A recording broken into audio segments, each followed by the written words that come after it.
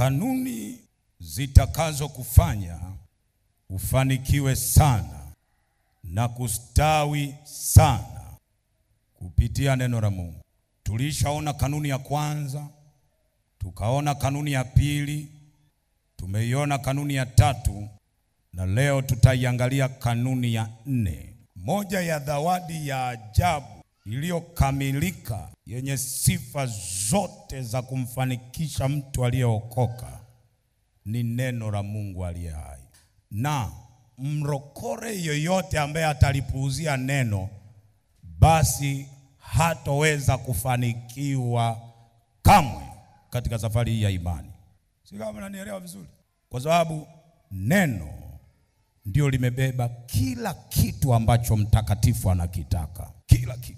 Yaani mtu yoyote anayelipuuzia neno anapuuzia baraka zake. Mtu yoyote ambaye analizarau neno anazarau baraka zake. Kwa sababu ndani ya neno la Mungu kuna kila kitu ambacho mtakatifu unakitaka kiko kwenye neno la Mungu. Baraka za mtakatifu zimefungwa ndani ya neno la Mungu aliye. Heshima, tukufu, power, weza, mamlaka, uponyaji upo ndani ya neno la Mungu aliye hai. Sasa huwa inanishangaza sana. Pamoja na yote hayo, bado unakuta kuna mlokole yuko ndani ya kanisa hana Biblia. Na niliwaambia siku ya Ijumaa, mlokole yoyote ambaye hana Bible, huyo amevamiwa, sio jambo la kawaida. Kwa sababu huwezi kwenda mahali ambapo hauifahamu njia. Bwana asifiwe sana. Biblia au neno la Mungu ndio njia ya kutufikisha sisi tunakotaka kufika katika jina la Yesu aliye hai. Kwa hiyo unapoona mlokole ambaye anakuja kanisani na Bible hana, tenzi hana, na hata vitabu hana nyumbani kwake vya watumishi wa Mungu, huyo hayuko serious na wokovu. Huyo hamaanishwi. Huyo kuna namna shetani amemwataka. Kwa nini? Kwa sababu neno la Mungu ni njia. Bwana asifiwe sana. Biblia inasema mimi ni njia na kweli na nini? Na uzima. Mtu hawezi kuja kwa Baba bila ya mimi. Manake ndani ya neno la Mungu kuna njia ya kukufikisha kwenye mafanikio yako. Hapa watu wachache. Sema amina nzuri. Manake mtu yoyote ambaye hana neno, manake ni kipofu, hajui aendako. Na kama umko hapa kanisani, hakikisha una Bible. Hata kama hujui kusoma, wajukuu zako watakusomea. Hata kama hujui kusoma, watoto wako watakusomea. Hata kama hujui kusoma, mwenzio atakusomea. Njoo nayo tu Biblia tu, ina utukufu wake. Ndio maana maandiko yanasema neno la Mungu li hai, tena lina nguvu, tena ni kali kuliko upanga ukatao kuwili. Lina kila kitu unachotaka, ni kamilifu. Sasa rudi upande wa pili. Kwa nini sasa warokole hawafanikiwi? Pamoja na kwamba wana neno la Mungu ambalo lina kila kitu, lakini ukirudi kuangalia hali za maisha yao ni choka mbaya. Na huku wana neno ambalo limekamilika. Wana neno ambalo lina kila kitu, lina miujiza, lina baraka, lina mafanikio. Na kwa taarifa yako, kuna watu hawajaokoka lakini wamefanikiwa kupitia siri zinazotokana na neno la Mungu. Kuna makampuni yameanzishwa kwa msingi wa neno la nani? Ukiangalia hizi benki, akili nyingi ya kuendesha benki na kuanzisha benki wamekopi kutoka kwenye neno la Mungu. Na kuna watu wanalitumia ili neno la Mungu kuendesha taasisi zao. Sema amina nzuri sana. Na wamefanikiwa. Inakuwaje sisi ambao ndo tunakuwa nalo, tunakaa nalo, halitusaidii? Leo ninataka kupitia neno la Mungu, Mungu akayainue tena mafanikio kwenye maisha yako katika jina la Yesu. Kama naongea na mtu aseme amina nzuri. Tukaweka kanuni ya kwanza, tumeweka kanuni ya pili, tumeweka kanuni ya tatu, leo tunaingia kanuni ya 4. Kanuni ya 4 ambayo itakufanya ufanikiwe sana na kustawi sana kupitia neno la Mungu ni kuwa na moyo wa unyenyekevu. Sema kuwa na moyo wa unyenyekevu. Kitabu kile cha Kolosai 3:12. Basi kwa kuwa mmekuwa wateule wa Mungu, watakatifu wapendwao, jivikeni moyo wa rehema, wa rehema, moyo wa rehema, utu wema, moyo wa utu wema, unyenyekevu. Sema moyo wa unyenyekevu. Jivikeni moyo wa unyenyekevu. Rudia nyuma yangu, sema moyo wa unyenyekevu. Hii ni kanuni itakayo kufanya ufanikiwe kupitia neno la Mungu. Manake neno la Mungu halitendi kazi kwa mtu asiye na unyenyekevu ndani mwake. Kwa hiyo ukikosa unyenyekevu mbele za Mungu, neno halitakusaidia. Utahubiriwa leo, utahubiriwa, lakini kwa sababu ndani yako hauna moyo wa unyenyekevu, hakuna kitu utapata kutoka kwenye neno la Kristo. Litagonga mwamba, halitafanikiwa kwako. Niko hapa kukwambia, ukitaka ufaidike na neno la Mungu, mwambie Bwana akuumbie moyo wa unyenyekevu ndani yako. Nasema jivikeni moyo wa unyenyekevu. Jivike. Kuna watu wana mavitu makubwa Mungu amewekeza ndani yao.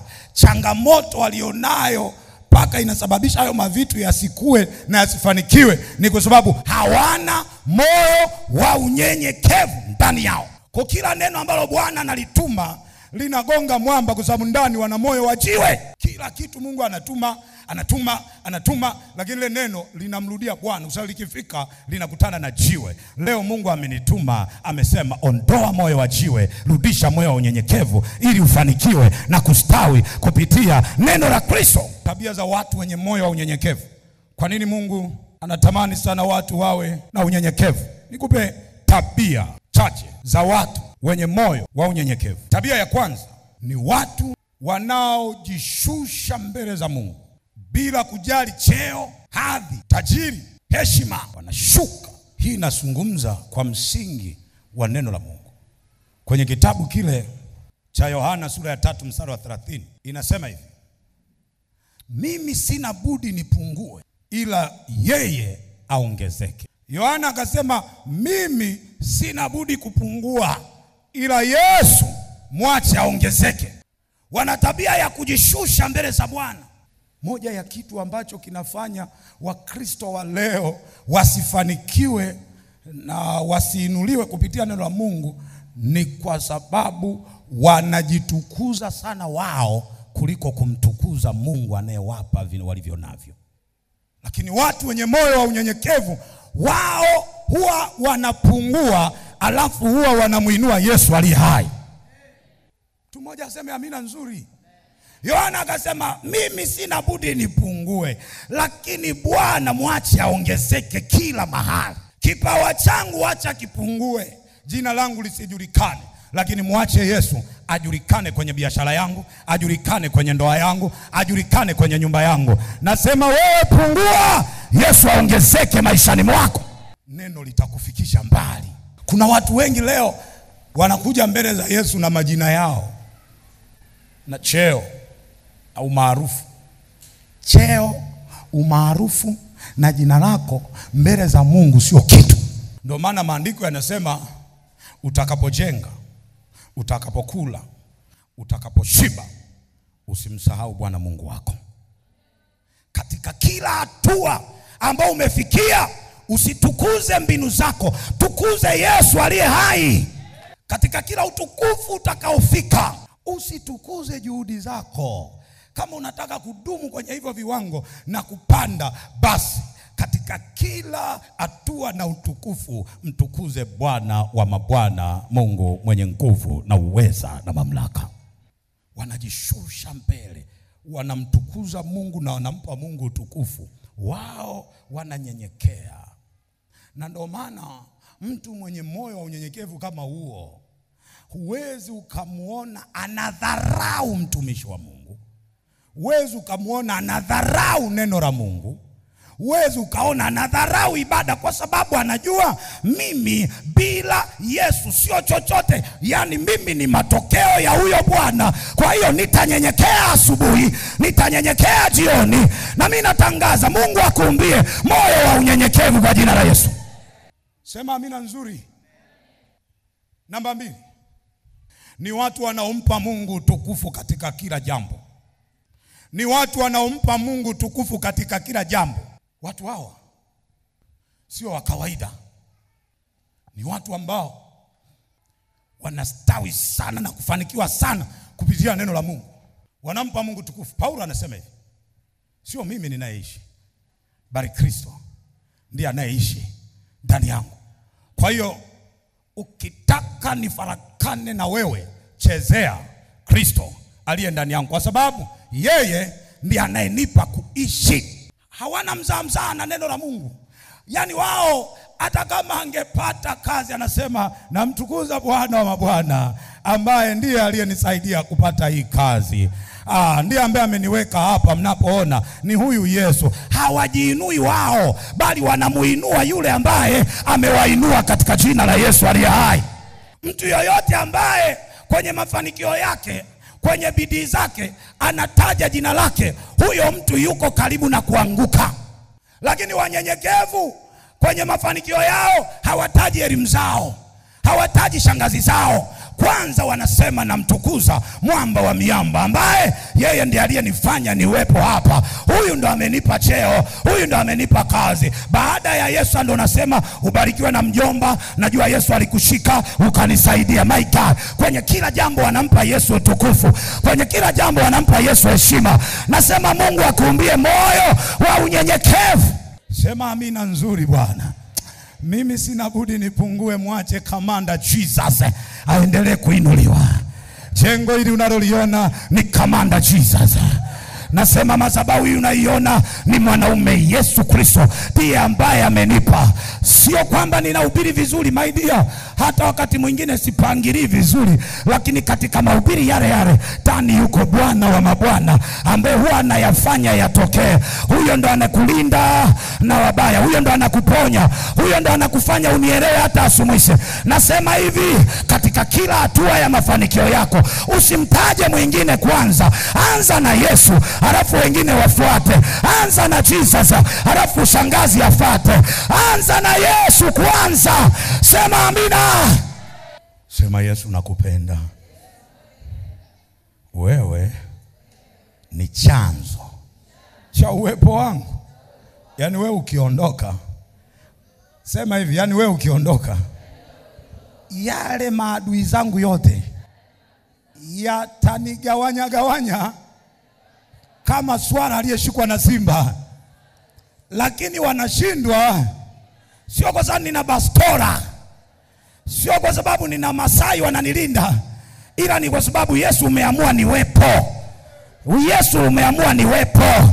Jamani, aliyeamua tuwepo ni Yesu. Hata kama wachawi wanune, kununa kwao hakutamfanya Mungu atuondoe. Mungu atatuweka leo, kesho na milele. Natangaza mtu mmoja, Mungu akuumbie moyo wa unyenyekevu ndani yako. Wanampa Mungu utukufu katika kila hatua. Mtu yoyote ambaye huwa anajichukuza yeye, huyo ameisha vamiwa na mashetani, na anguko lake liko jirani, anaenda kudondoka anguko baya kama asipogeuka. Kwa sababu gani? Badala umweke Yesu, umejiweka wewe. Wewe huwezi kujiokoa hata na usingizi. Unajua usingizi unakujaga hata muda ambao wewe wenyewe uelewe. Huwezi kujisaidia hata useme leo silali. Leo silali. Tunakukuta udenda ushamwagika na umelala kwenye kochi pale pale, na huku ulikodoa mimacho na TV inawaka inaongea nini? Wewe huwezi hata kuongeza urefu wa nywele yako au kidole chako. My God, yuko mwanaume Yesu ndani yetu, anatenda kazi, haonekani kwa macho, lakini kazi yake inaonekana. Mpe Yesu utukufu na heshima. Kanisa lolote ambalo linatangaza jina lao na bila kumtangaza Yesu, hilo limekufa. Mchungaji yoyote ambaye anajitukuza yeye na hamtukuzi Yesu, huyo ni amekufa. Ana nguvu yake nyingine, sio Yesu. Anasema usiseme kesho tutaonana. Sema Mungu akipenda kesho tutaonana. Iko taya kata. Usiseme nitafanya mambo makubwa. Sema Bwana huyu wa matendo makuu akipenda mwakani nitakuwa na jina kubwa. Ni Bwana akipenda. Huwa anamtambulisha Yesu sana kwenye kila kitu kuliko kujitambulisha yeye mwenyewe. yeyote atakaye nikiri mbele za nani? Za watu, na mimi nitamkiri mbele za Baba. Mkiri yeye katika mafanikio yako yote. Namba 4, anamuweka Mungu mbele katika kila jambo. Zaburi 16:8. Anamuweka Mungu mbele katika kila jambo. Nimemweka Bwana mbele yangu daima. Kwa kuwa yuko kuumeni kwangu. Sitaondoshwa. Wapendwa, sitafanya nini? Nimemweka Mungu wapi? Mtu mwenye moyo wa unyenyekevu haweki mbinu zake mbele. Anamuweka Mungu wapi? Nasikia wachache wanasema amen. Sema amina nzuri. Geukia jirani yako, mwambie mbele yako umemweka nani? Kuna mwimbaji mmoja akaimba akasema, mbele yangu Bwana, Bwana mbele yangu Bwana wewe, Bwana Wangapi wanasema Bwana kaa mbele kabisa kwenye maisha yao? Kanta ya mande rabo shakata mbele. Unajua sisi wengine tumejificha nyuma ya nani? Usione tunasema tuko nyuma ya mwanaume. Tunajua yeyote atakaye kuja hanikuti mimi. Yaani ndio maana kuna wachawi wakija kuroga usiku huwa hawakukuti wewe. Wanachokutana nacho wanajua wenyewe. Wakija mara moja hawarudi tena. Kwa sababu mbele yetu hatuko sisi, yuko Yesu Kristo aliye hai, katika jina la Bwana majeshi. Pepea mkono hivi kwa Yesu. Mungu akuumbie moyo wa unyenyekevu. Sema amina nzuri sana. Tabia ya 5 ni watu wanaolipokea neno la Mungu bila kipingamizi chochote. Wao neno lolote linalotoka kwa Bwana hawaliachi katika jina la Yesu. Na hichi ndio kinatutofautisha kati ya mafanikio ya Mkristo mmoja na Mkristo mwingine. Wote mnaweza mkawa mna mchungaji mmoja, wote mkawa mnahubiriwa ibada pamoja, lakini unaweza ukajikuta hamna mafanikio yanayofanana. Yote hii inatokana na jinsi ambavyo kila mtu analipokea neno la Mungu kutoka kwenye hiyo madhabahu. Mtu yoyote ambaye ana kiburi hapokeagi neno la Mungu. Watu wote wenye kiburi huwa wanavamiwa na roho ya ujuaji sana. Haji na notebook, haji na Biblia, wala asikilizi neno. Usitarajie kuona huyo mtu atafanikiwa kupitia hiyo madhabahu. Na ndio maana ninakufundisha, ukiona umeiangalia madhabahu kaona yani haiendani na wewe, ni bora uchomoke ukatafute madhabahu inayoendana na nani?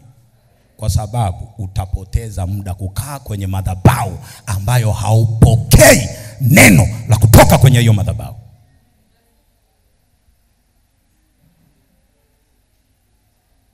Kwenye kitabu cha Isaya sura ya 66 mstari wa 2,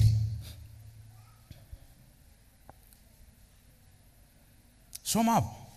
Anasema, maana mkono wangu ndio uliofanya hivi vyote. Yes. Vitu hivi vyote vikapata kutokea. Asema Bwana. Ndio. Lakini mtu huyu ndiye nitakayemwangalia. Ndio.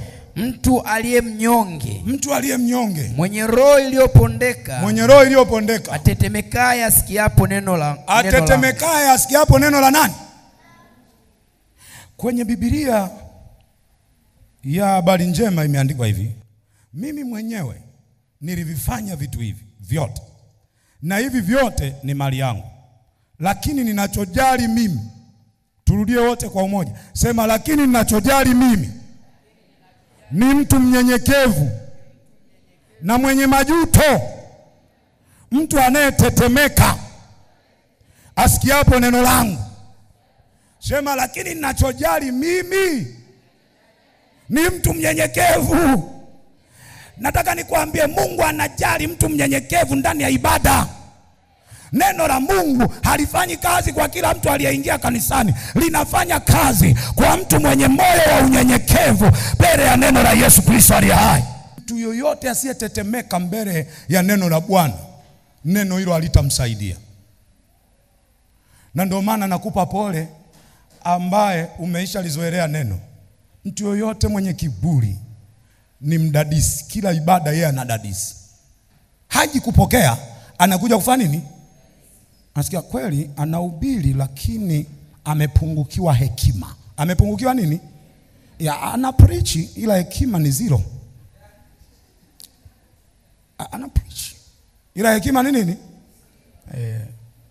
Yuko vizuri lakini ana kaumri kadogo. Yaani okay, ni kweli anahubiri lakini hana ishara na nini? Miujiza na yaani kuna watu wameisha geuka na wamekuwa wachambuzi wa kila ibada inayoendelea kwenye hii madhabahu. Nakupa pole kwa sababu hautapokea kitu, lakini mtu mwenye moyo wa unyenyekevu haangalia hayo, yeye anaangalia neno la Kristo. Sema amina nzuri.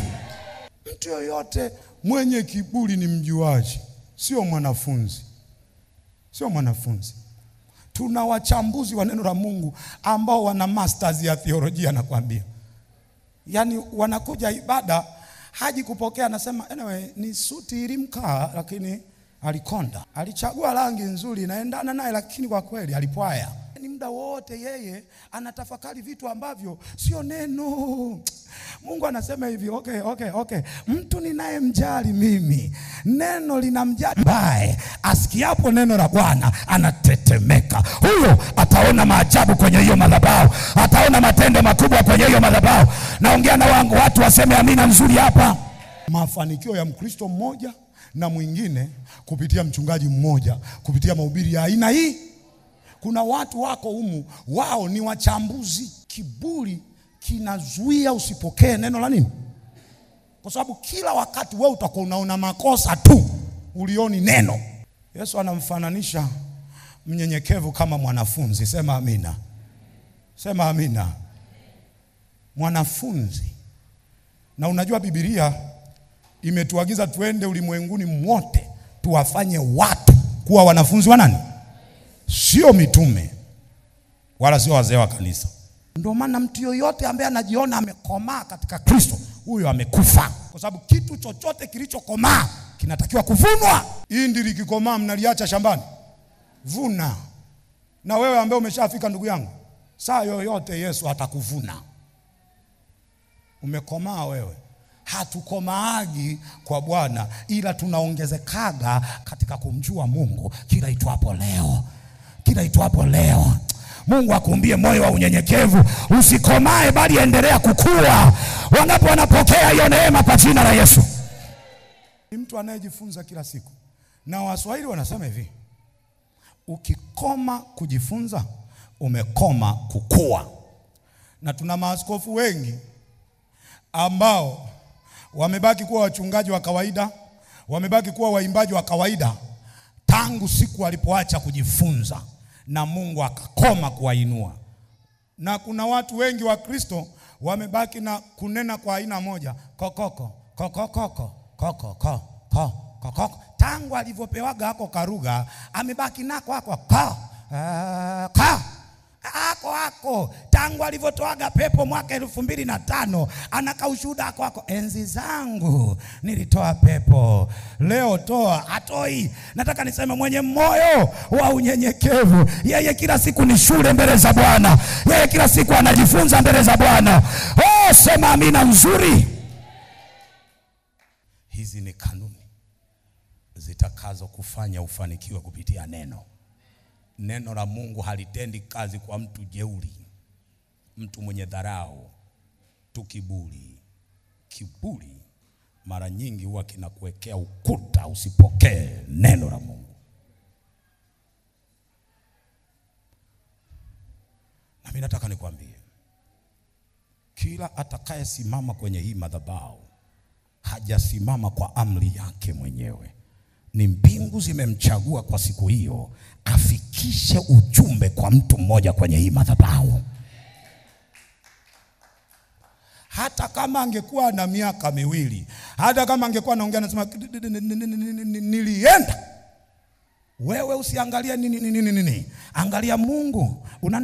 Unanisemesha nini kwa huyu mtu? Nini unataka nifanye? My God. Wanyenyekevu hawaangalii mapungufu, wanaangalia kitu alichokibeba, kitu alichokishika. Kanisa, ukitaka kwenda mbali, pokea neno la Yesu. Rakaya Masaka. Sema amina by power. Wakati wa neno hafanyi masiara, kwa sababu anajua neno ni msingi wangu wa mimi kutoka hapa kwenda ninakotaka.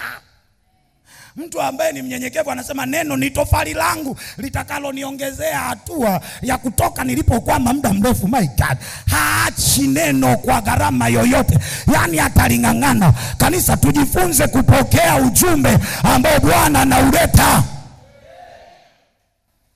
Liona likatumwa Ninawi.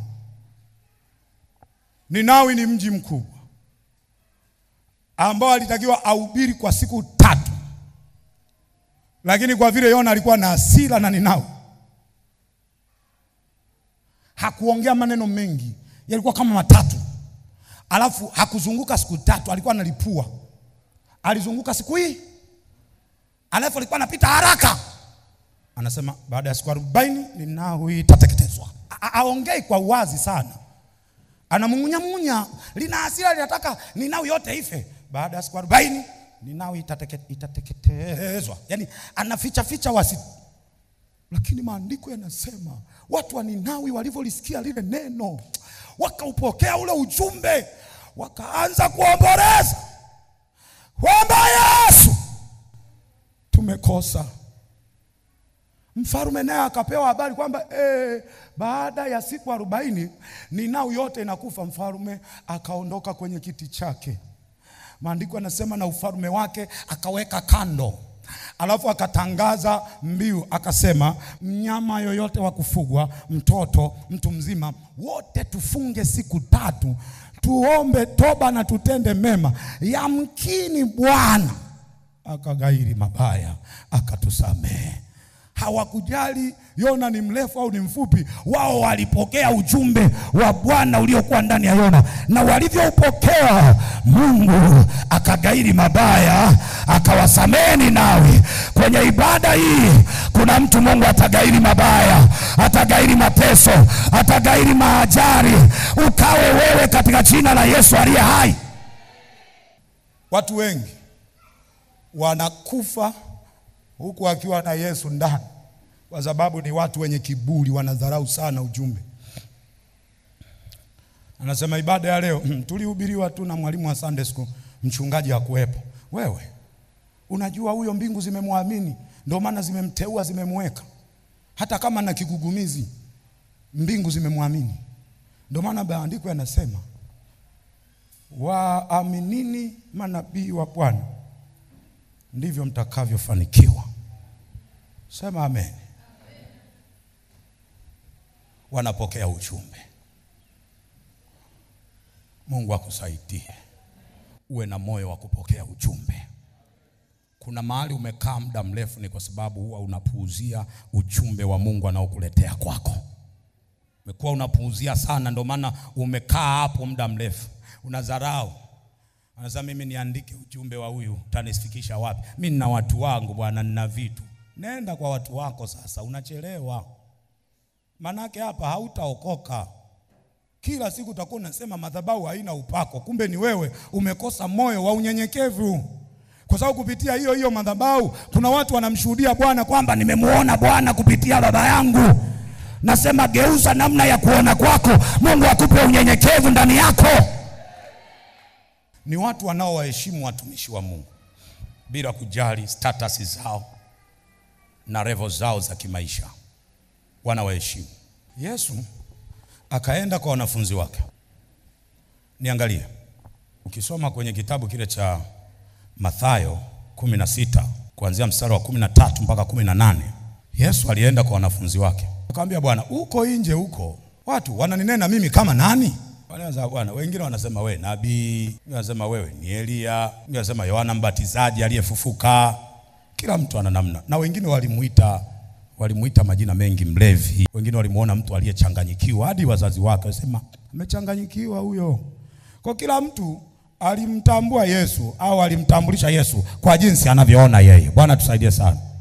Na ndio maana pamoja na uwepo wa Yesu duniani bado kuna watu walibaki vilema vile vile. Bado kuna watu walibaki maskini vile. Ndio nikagundua, ndio maana maandiko yanasema wasipomsikiliza Musa na manabii, hata angetoka mtu katika wafu hawatamwamini.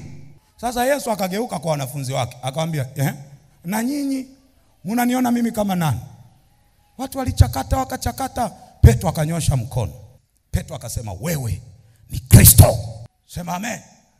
Wewe ni Mwokozi, wewe ni mkombozi wetu. Unamuona mchungaji wako kama nani kwako? Bro. Kwa sababu kuna wengine wananiona bro, si ndio? Brother yetu pale. Kati naanza kanisa kuna mwingine alikuwa ananiita mkuu. Mimi nimekuwa afande. I am a pastor. Niite mchungaji kama uwezi kuniita baba. Mimi ni baba naechunga roho za watu. Bwana ameniamini duniani ni wachunge watu na niwafikishe kwake. So ukiona wewe unaniona brother man, takia wewe kama nani? Mchungaji yoyote ambaye huwezi kutii maelekezo yake, huyo sio baba kwako, ni rafiki yako. Na ukiona umekaa kwa mchungaji ambaye huwezi kumshirikisha hata mambo yako, unaona kama utaaibika, usikae chini yake, ondoka, kwa sababu utakufa vibaya. Kwa sababu aliyepewa hatima ya kukufikisha unakotaka kwenda ni yule uliyemkabidhi roho yako. Na tuna watu baba ni 100, lakini matendo ni 0. Ndio maana mnakufa vibaya na huku wachungaji mnao, kwa sababu mmeamua kukaa kwa wachungaji ambao hamwezi kuwapa heshima. Petro akasema, unajua Petro kwanza alikuwa ni mkubwa kuliko Yesu kiumri, lakini alimuona Yesu kama Kristo, kama Mwokozi. Ndio maana hata siku Petro alipoambiwa rudi nyuma shetani, hakuacha kuambatana na Yesu. Alisema, Baba nisamee na nitaamua kukufuata. Wewe ni baba na Mwokozi katika maisha yangu. Mtu yoyote anayemheshimu mtumishi wa Mungu, huyo Kanani lazima afike katika jina la Yesu aliye hai. Sema amina nzuri. Wakati mwingine watumishi tunaweza tusiwe na mali kama za kwako, lakini mbingu hazijakuamini wewe, zimeniamini mimi. Wakati mwingine tunaweza tusiwe na elimu ambayo inafanana na ya kwako, lakini Mungu hajakuamini wewe, ameniamini mimi. Kwa hiyo kama unataka Mungu anitumie nikupeleke viwango vingine, amua leo kuamua kukaa chini ya haya mafuta, alafu haya mafuta yatakufikisha Kanani yako. Na mimi natangaza hivi nilivyo, Mungu akupeleke kwenye hatima yako. Pokea power kwa jina la Yesu. Kwa maana watu wote waliomdharau Musa wote walifia jangwani, lakini Kalebu na Yoshua, watu ambao walikuwa wana roho nyingine ndani yao, hao walifika Kanani. Jitofautishe na watu wengine kwa kuwa na roho nyingine ndani yako. Sasa kuwa na roho nyingine haimaanishi uwe na roho ya pepo. Kuwa na roho nyingine inamaanisha hivi, yale ambayo watu hawaamini kwa Bwana, wewe amua kuwa na roho nyingine, amini. Wakati wengine wanasherekea wanakula pilau na ubwabwa, wewe amua kuwa na roho nyingine, funga na kuomba kwa ajili ya interview ya kesho. Kuwa na roho nyingine. Wakati watu wanamuona huyu mchungaji kama hana upako, amua kuwa na roho nyingine. Wewe sema, huyu ni baba ambaye nimepewa atakayenifikisha Kanani. Nataka niseme, pokea hiyo roho nyingine ya kuambatana. Inua mkono, sema Yesu nisaidie. Hii ninakuambia kwa sababu leo ndani ya kanisa wengi wanawaangalia wachungaji wao kwa namna isiyo sahihi, kwa namna isiyo sawa. Leo badilisha uono wako, anza kumuona mchungaji wako kama mtu ambaye umepewa wa kukufikisha kwenye hatima yako. Sema amina nzuri. Inua mkono hivi, sema, Bwana Yesu, niumbie moyo wa unyenyekevu. Niko tayari kukuheshimu, kukutetemekea, maana ninataka kufanikiwa kupitia neno lako katika jina la Yesu. Sema amen. Matokeo ya mtu mwenye moyo wa unyenyekevu na anayelitegemea neno la Mungu limfanikishe katika mambo yote. Matokeo yake nini? Matokeo ya mwenye moyo wa unyenyekevu na anayelitegemea neno la Mungu limfanikishe katika mambo yote. Nini kinatokea kwa mtu mwenye moyo wa unyenyekevu mbele ya neno la Bwana? Namba moja, atamtumia kutenda mambo ya ajabu kwa sababu analiamini neno la Bwana. Atafanya mambo ya ajabu. Soma kitabu cha Luka sura ya 5 mstari wa 4 hadi wa 6. Kwenye kitabu cha Luka sura ya 5 mstari wa 4 hadi wa 6. Mstari wa 4 hadi wa 6. Yesu wakati anataka kuhubiri neno, akiwa karibu na bahari, akachukua chombo cha mtu mmoja anaitwa Simoni Petro, alafu akakitumia kuhubiria neno la Bwana. Na alivyokitumia kuhubiria neno la Bwana, alipomaliza akamwambia Petro, tweka nyavu kilindini ukavue samaki. Sema amina jamani. Tuko pamoja, sema amina jamani. Petro akamwambia Yesu, Bwana mkubwa, tumefanya kazi ya kuchosha usiku kucha, lakini hatujapata kitu, ila kwa neno lako ninashusha nyavu. Nashusha nyavu. Petro akachukua akaenda akashusha nyavu kilindini. Maandiko yanasema wakastaajabu, maana walipata samaki wengi mpaka nyavu zao zikaanza kukatika. Wakawapungia mikono wenzao, jamani njoo mtusaidie, tumepata samaki wengi. Wakaja kuwasaidia mpaka Petro anasema, Yesu ondoka kwangu, mimi ni mwenye dhambi. Mtu yoyote mwenye moyo wa unyenyekevu ambaye ataweka ujuzi chini, kiburi chini, na akaliamini neno la Bwana, atatenda mambo ya ajabu katika jina la Yesu. Mungu anamtumia kutenda mambo ya ajabu pale pale ambapo usiku kucha hawajapata kitu, lakini kwa neno la Yesu walipata samaki wengi. Na mimi nasema kupitia moyo wa unyenyekevu, neno la Bwana likasababishe matokeo ya ajabu kwenye biashara yako, kwenye kazi yako. Wangapi wanapokea? Waseme amina katika jina la Yesu. Sema amina. Jamani Bwana asifiwe. Jamani Bwana asifiwe. Kupitia neno la Bwana, Petro alipata samaki mahali ambapo usiku kucha hakupata samaki. Na mimi nasema kwa wanyenyekevu wote, neno la Bwana linaenda kutenda mambo ya ajabu. Ambapo akili imeshindwa, neno linaenda kushinda katika jina la Yesu. Ambapo cheo kimeshindwa, neno la Bwana linaenda kushinda katika jina la Yesu. Pale pale ambapo biashara za wengine zimekufa, ya kwako ikawe hai katika jina la Yesu. Nasema pale pale ambapo kazi za wengine zimekufa, ya watu wa madhabahu hii, kwa neno la Yesu nasema kazi yako inaenda kuwa hai. Pokea matendo makubwa. Wangapi wanapokea? Waseme amina. Neno la Mungu li hai, tena lina nguvu, na lina uwezo wa kubadilisha mazingira yoyote yale. Linaweza likabadilisha hali yoyote ile. Linaweza likabadilisha matokeo ya namna yoyote ile. Hata kama walikata jina lako, kwa neno la Yesu tunaweza tukabadilisha na jina lako likarudishwa kwenye nafasi kupitia neno la Yesu aliye hai. Na mimi natangaza kupitia ibada hii, upako wa neno la Bwana utembee kwenye mambo yako yote. Kupitia power hii ukainuliwe tena, ukabarikiwe tena, ukastawi tena. Mpe Yesu makofi ya shangwe na kigeregere. Sema amen. Namba 2, wanalitegemea neno la Mungu katika mambo yote. Kitabu cha Mathayo 4 mstari wa 4. Wanalitegemea neno la Mungu katika mambo yote. Kwa taarifa yako ningekujuza hivi, mtu yoyote aliyeokoka, yoyote, anaishi kwa kupitia neno la Kristo. Haishi kwa kutegemea kitu kingine kiwacho chochote isipokuwa ni neno la Kristo. Ndio maana wanyenyekevu huwa wanafanikiwa sana, kwa sababu mbele ya kila kitu wamelitanguliza neno la Yesu Kristo. Ndio maana Daudi anasema, sintakufa bali nitaishi, nami nitayasimulia matendo makubwa ya Bwana. Na mimi nataka nitangaze, kuna Mkristo hapa mmoja, hautakufa kwa sababu ya taarifa ya daktari. Utaishi tu kwa sababu ya neno la Bwana kwa jina la Yesu. Na mimi narudia tena, utaishi kwa neno la Bwana kwa jina la Yesu.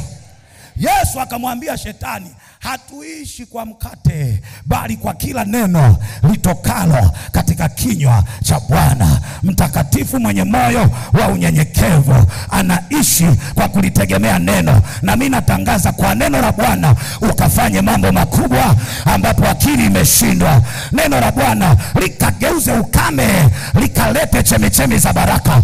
Neno la Bwana likaondoe mauti inayokufatafata. Neno la Bwana likaondoe aibu inayokufuatilia. neno la Bwana likaondoe mapooza. Kuanzia leo vitu vyako havitazaa kufa, vinaenda kuzaa na vitu vitaonekana kwa neno la Bwana. Pokea baraka ya Yesu, pokea nafasi, pokea kibali.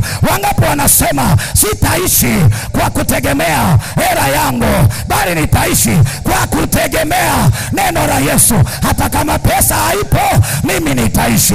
Kazi isipokuwepo, mimi nitaishi. Wazazi wakiondoka, mimi nitaishi. Nasema hakuna kitakachonitenga na neno la Yesu. Pokea baraka hiyo. Sema amen. Sema amen. Sema amen. Sema haleluya. Haleluya. Ya mwisho, wanaliamini neno la Mungu kwamba litatimia hata kama hawaelewi litatimiaje. Wanaliamini neno la Mungu kwamba litatimia hata kama hawaelewi litatimiaje. Kuna wakati jifundishe kumwamini Mungu hata kama hujamuelewa. Hiyo ndio imani. Fundisha moyo wako kumwamini Mungu hata kama hujamuelewa, kwa sababu akili zake ziko juu sana kuliko akili zetu. Uweza wake upo juu sana kuliko uweza wetu. Na kupitia neno hili kuna kitu Mungu anaenda kufanya kwenye maisha yako. Kuna kitu Mungu anaenda kutenda kwenye mahitaji yako. Maono yote ambayo umeyaweka mbele za Mungu, hata kama muda umepita, nasema leo usiondoe imani yako. Endelea kuamini hata kama daktari amesema bado hujapona. Endelea kuamini hata kama watu wanasema unaenda kupotea. Kuna mtu anaenda kuishi tena kwa jina la Yesu aliye hai. Kwenye kitabu cha Wafalme wa pili sura ya 7 mstari wa 1 na wa 2, na utaangalia na mstari wa 29 huko. Wafalme wa pili sura ya 7 mstari wa 1 na wa 2, usisome. Sikiliza. Elisha akasema hivi: panapo majira kama haya, kesho kibaba kimoja kitauzwa kwa bei ya chini na kila mtu atapata. Hilo ni neno la Bwana amesema. Biblia inasema na mtu mmoja ambaye mfalme alikuwa anamtegemea, jemedari, akamwambia, wewe mtu wa Mungu, nyamaza. Hata kama Mungu angefungua madirisha, hilo jambo haliwezekani. Elisha akasema, sikiliza nikwambie wewe unayetegemea nguvu zako, wewe utaona lakini hautakula. Liamini neno la Mungu kwamba litatimia hata kama uelewi Mungu atatimizaje. Na mimi nataka kutangaza hivi kwenye hii ibada, kuna mtu anaenda kurejeshewa uhai tena wa kiroho. Kuna mtu anaenda kurejeshewa tena baraka zilizoibiwa. Nafasi uliyopoteza wakati umepungukiwa imani, leo ninairudisha by power katika jina la Yesu aliye hai. Kwa neno la Kristo, vitu vyako vyote vilivyokamatwa na shetani vikarejee haraka sana kwenye maisha yako. Kazi yako irejee, kibali chako kirejee, watoto wako warejee, afya yako irejee. Wangapi wanasema leo narejesha? Pokea kwa jina la Yesu. Mungu ni Mungu, na mwache aitwe Mungu. Wakati ule ule Mungu akawatumia wakoma wenye vigutu kuleta chakula kwenye taifa lenye watu wazima. Kandaraba shataraba. Njia za kutoka mautini zina Bwana. Neno la Mungu limebeba njia za mafanikio ya mtu mmoja. Pale ambapo umekaa muda mrefu haujafanikiwa, kupitia upako huu na neno hili, njia ikafunguke sasa. Njia ikafunguke sasa. Mlango ukafunguke sasa. Uingie kwenye malango ya ukuu. Ingia kwenye malango ya nafasi yako. Ingia kwenye malango ya baraka zako. Mungu amenituma kwa neno la Bwana upande juu kama tai. Pokea power by power. Wangapi wanafanikiwa sasa? Wangapi wanainuka sasa? Pigia Bwana makofi ya shangwe na kigeregere. Taifa lenye watu wenye miguu yao na mikono yao, Mungu akawalisha kupitia watu wanyonge wenye ukoma. Walikula wakasaza. Mwanangu, endelea kumwamini Yesu hata kama sasa bado hujapona. Endelea kuutazamia uponyaji hata kama bado sasa hujapona. Hata kama bado hujatajirika, endelea kuamini kwamba Bwana ndiye atupae nguvu za kupata utajiri. Na kuna mtu mmoja kwenye hii madhabahu, roho za umasikini zinaenda kukuachia, na roho ya utajiri kutoka kwa Bwana ikakukalie katika jina la Yesu. Roho ya uhai ije kwako, roho ya uponyaji ije kwako, roho ya uzima ije kwako. Wangapi wanapokea uzima tena? Wangapi wanainuka tena? Neno la Bwana linasema yako matumaini kwa mti uliokatwa, ya kwamba utachipuka tena. Na kwenye hii ibada kuna mtu ambaye alianguka, leo kainuke tena. Biashara yako iinuke tena, watoto wako wainuke tena. Nasema afya yako irejee tena. Pokea hiyo neema. Mwenye haki hata akianguka mara 7 atasema kuna kuinuka tena. Hata kama walikufunga kwenye gereza lenye nguvu, yuko Bwana mwenye nguvu kuliko gereza lao. Na kwa neno la Bwana kila gereza linapasuka vipande, na wote ambao waliwekwa gerezani kwenye ibada hii na watangazia kutoka. Utoke na vitu vyako, utoke na watoto wako, utoke na pesa yako, utoke na jina lako. Pokea kutoka. Yeyote aliyekuweka down, yeye tunamweka down, wewe unapanda juu. Pokea nafasi yako. Yeyote aliyeshika nafasi leo ninainyang'anya na kupatia tena kwa jina la Yesu. Pokea, sema amen.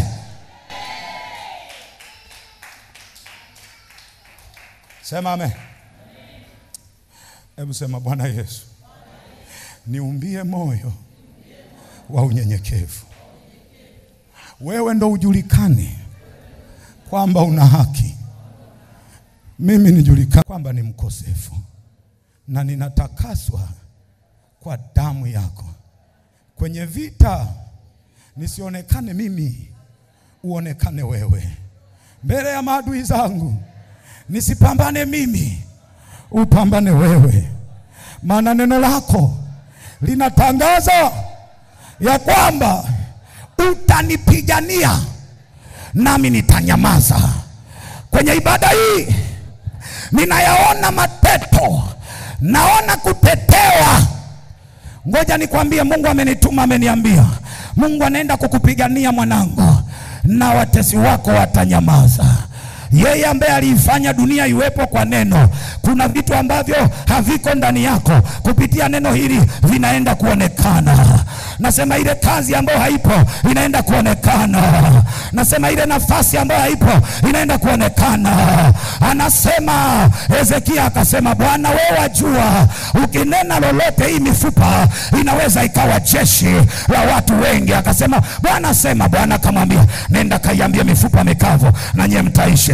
Akaiambia mifupa, Bwana sema nanyi mtaishi. Mfupa ukaanza kumsogelea mfupa mwenzake, vikaungana. Kwenye ibada ya leo, hata kama umekauka kama mifupa, unaenda kuishi tena, unaenda kunyanyuka tena. Kanisa tunarejesha ubora wetu tena. Mwamba Yesu ameshuka kwenye hii madhabahu. Nasema kipawa chako kinarejea, pesa yako inarejea, uhai wako unarejea, roho ya maombi inarejea, roho ya neema inarejea, ukame unaondoka. Nasema neema ya kufanya mambo kiwepesi inamjia mtu mmoja. Mungu achilie neema. Jambo ambalo miaka 5 hujafanikisha, leo kwa neno la Bwana ndani ya siku moja, ndani ya wiki moja likafanikiwa hilo jambo. Pokea neema hiyo, pokea neema hiyo. Shangilia Yesu. Hebu sema, Yesu, nimegundua mchawi wa mafanikio yangu ni moyo wa kiburi. Kuna wakati najiona nimefika, naona nimejaa, kumbe ni mtupu tu, kumbe ni uchi tu, siwezi chochote na sijui chochote. Kupitia neno hili niumbie tena moyo wa unyenyekevu, nikainuke tena. Mungu akumbie mwanangu, rabasha. Mwambie Bwana kuna kuinuka ndani ya neno. Nimekaa hapa kwa sababu neno lilikuwa halifiki moyoni. Nilitanguliza cheo, nilitanguliza umaarufu, nilitanguliza watu walionisaidia. Leo weka pembeni elimu yako, weka pembeni cheo chako, matumaini yako yarudishe kwa Jehova. Usiangalie watu tena, hebu liangalie neno. Daudi anasema, nitayainua macho yangu nitazame na milima, msaada wangu utatoka wapi? Utatoka kwa Bwana. Msaada wako hauko kwenye elimu yako, hauko kwa wazazi wako, hauko kwa ndugu zako. Msaada wako uko kwa Bwana. Uko kwa msaada wa Bwana unaenda kutenda mambo makubwa. Rafiki zako watashangaa, ndugu zako watashangaa, wajomba zako watashangaa. Imekuaje huyu? Ni mtoto wa fulani. Imekuaje? Hekima hii amepata wapi? Waambie ni Bwana, ni Bwana, sio mimi, ni Bwana. Ita, waambie Bwana, naweka cheo pembeni na kuangalia wewe. Zakayo akasema, nataka kumuona Yesu. Nataka kumuona Yesu ni wa namna gani? Akapanda juu ya mti kabisa, mtu aliyekuwa tajiri. Nasema leo, panda juu ya mti. Panda, weka pembeni elimu yako, weka pembeni cheo chako. Mama, umekaa hapo muda mrefu, ni kwa sababu umewatanguliza marafiki zako, umewatanguliza. Kuna kitu umekosea, kila nikihubiri haupokei chochote. Leo jutia. Petro akasema, hata kama mimi ni mtaalamu wa kuvua, naweka pembeni utaalamu. Ninaenda kuvua mchana. Kanuni ya dunia inakataa, lakini kanuni ya mbinguni inakubali. Hata kama miaka ya kuzaa imepita, yuko Sara alizaa mtoto ana miaka 80. Hata kama umekaa kwenye tatizo hiyo muda mrefu, yuko Bwana ambaye hazuii na majira, hazuii na nyakati, hazuii na taarifa za daktari, hazuii na taarifa za majirani. Kuna mtu anaenda kufanikiwa. Pokea, mwambie Bwana, niumbie tena, nimekosa, na nyenyekea. Leta uhai, leta kiu Bwana.